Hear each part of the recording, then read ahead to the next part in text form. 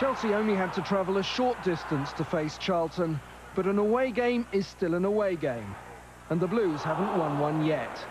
Jody Morris made a rare start and came close early on, as did Gianfranco Zola after good interplay with Gus Poyet. No one has scored more Premiership goals than Jimmy Floyd Hasselbank this season, but although his connection was true, he just failed to add to his total of 10 so far.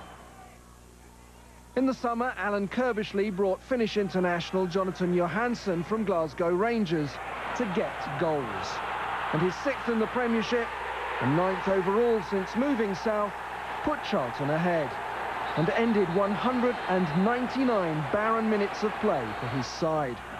Chelsea boss Claudio Ranieri replaced Dalla Bona and Poyet with Gudjohnsen and Flo in an attempt to pep up his attack. But with seconds left to play, it was the home side that found the net.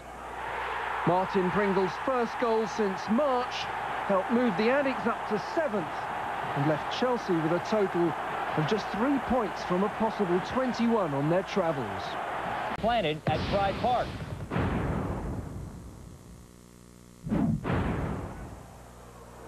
Now Stan Collymore, and again tries his luck.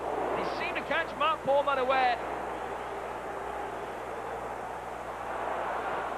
Powell. It's a decent ball in. Two in the centre, both Delap and Christie are waiting. Johnson. Snaked by Dean Windus, and will Derby be able to make them pay? It's a good ball forward for Christie. Weatherall decides against diving in. Malcolm Christie has done brilliantly and goes to ground. The referee disinterested. The real talking point is Malcolm Christie ran at David Weatherall. The challenge was from Dan Petrescu. Andy D'Urso was well placed and didn't give the penalty. Here's Taribo West. West! King Kladzik beaten O'Brien for pace. Still Georgie King Kladzik finds Christie. The angle was tight, but the finish was good enough. That could be a huge goal in Derby County season. Does it set them up for their first Premiership win of the campaign? King Kladzik will break forward. Morris is the only Derby player up in support for him. So often from this sort of position he hasn't needed any support. Does well to hold it up. Seth Johnson, what's the delivery like? Good enough! Rory Delap makes it two!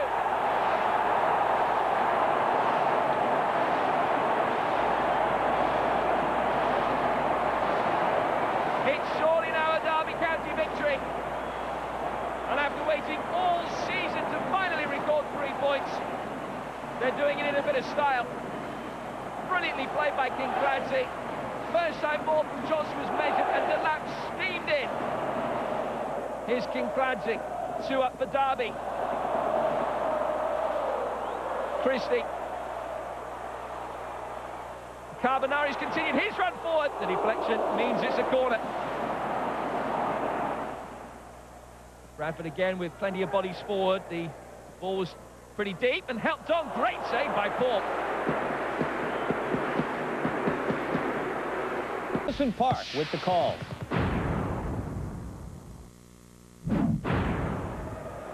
This is Cadamarteri. Everton, like Arsenal, have a number of injury problems. And the ball in is snapped just over by Tau.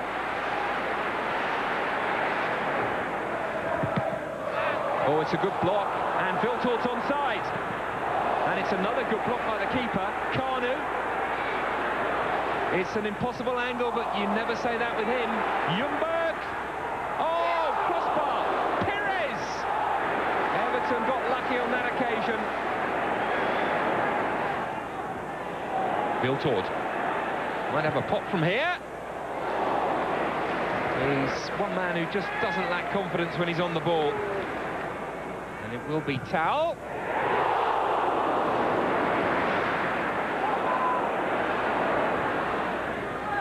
Might come through for Kevin Campbell. Oh, that was the best opportunity of the afternoon so far. to Campbell. Cadamarteri!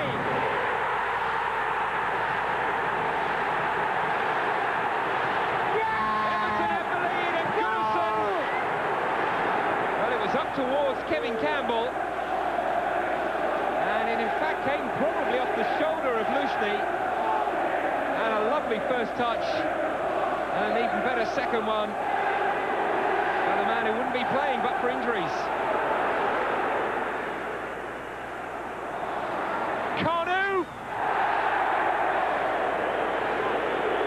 Well, he rolled the defender really well, but the finish on his left was not of the highest standard.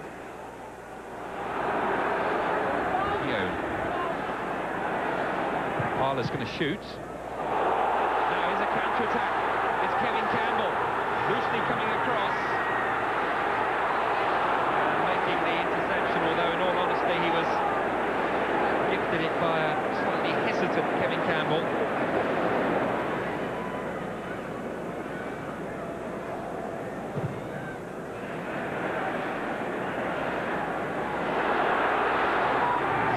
It's Kevin Campbell!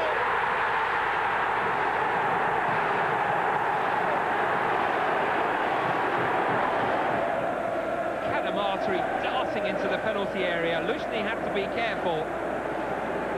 Campbell was emphatic.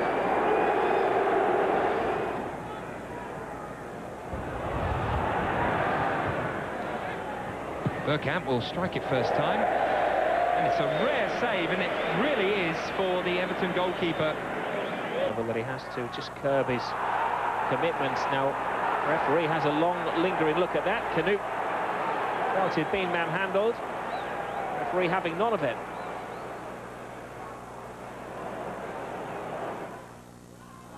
Canute. Diawara. Now Canute.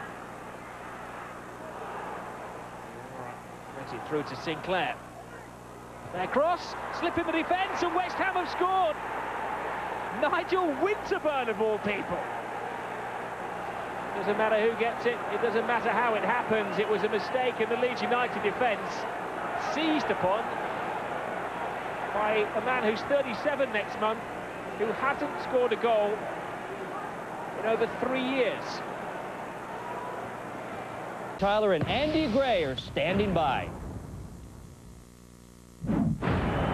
Here's York. Beckham trying to look composed.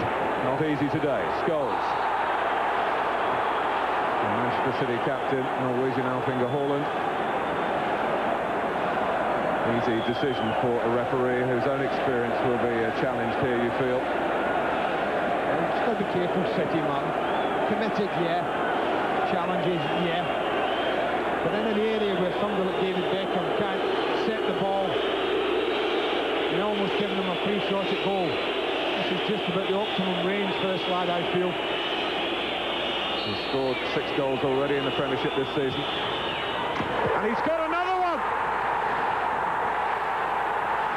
Well, some 90 seconds it's taken Manchester United as they look to reassert themselves on their own patch here in the city of Manchester. Beckham puts it past Nicky Weaver. Nicky Weaver goes to his left, Mark, and he goes away. There's not really a wall there, but you can see the goalkeeper. Once he starts to edge to his left, and Beckham puts it the other corner, he's got absolutely no chance of getting across.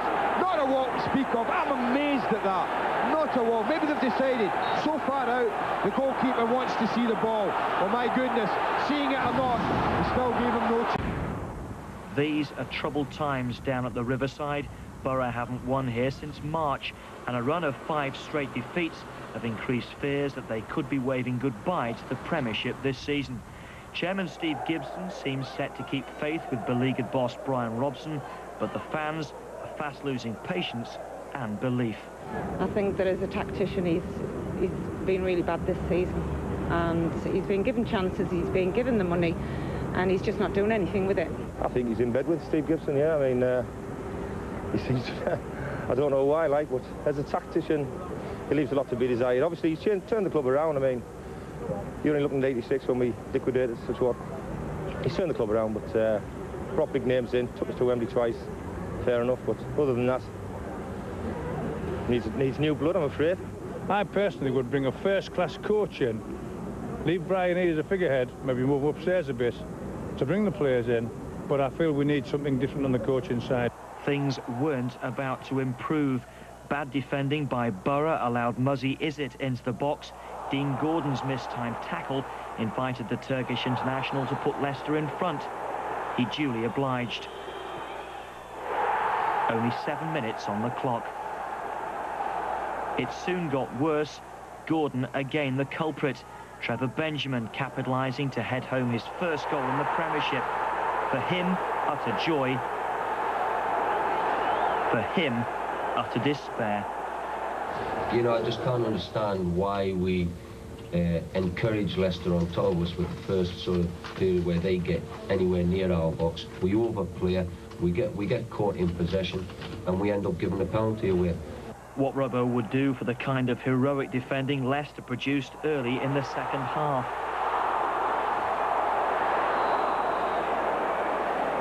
Instead, he watched Adi Akinbaye open up his defence again. So much time and so much space for Darren Eady to rattle in number 3. Away win number 4 for Leicester. No hangover from the Italian job for Peter Taylor. The England caretaker manager the first to sympathise with Robson's plight. I was in this situation when I was at Southend where I just couldn't get a result, but in the end it does change, and everybody's got to stay strong at the club and give Brian every backing that he deserves, and he will get it right. And, you know, as I say, for me today, I'm delighted that we've got the result, but I do feel for Brian. But it's proving painful, too painful for the fans. A steady exodus throughout the second half, but there's to be no exit at the top. I've said before that I've got the full backing of the chairman, and I've no intentions of quitting on the job until, you know, I turn things round and we're okay. Obviously, if the chairman has any other ideas than that, then that'll be different. But at this moment in time, I'll make sure I get it right at this club. So Brian Robson's 100th defeat as Borough boss doesn't spell his departure, for the time being anyway.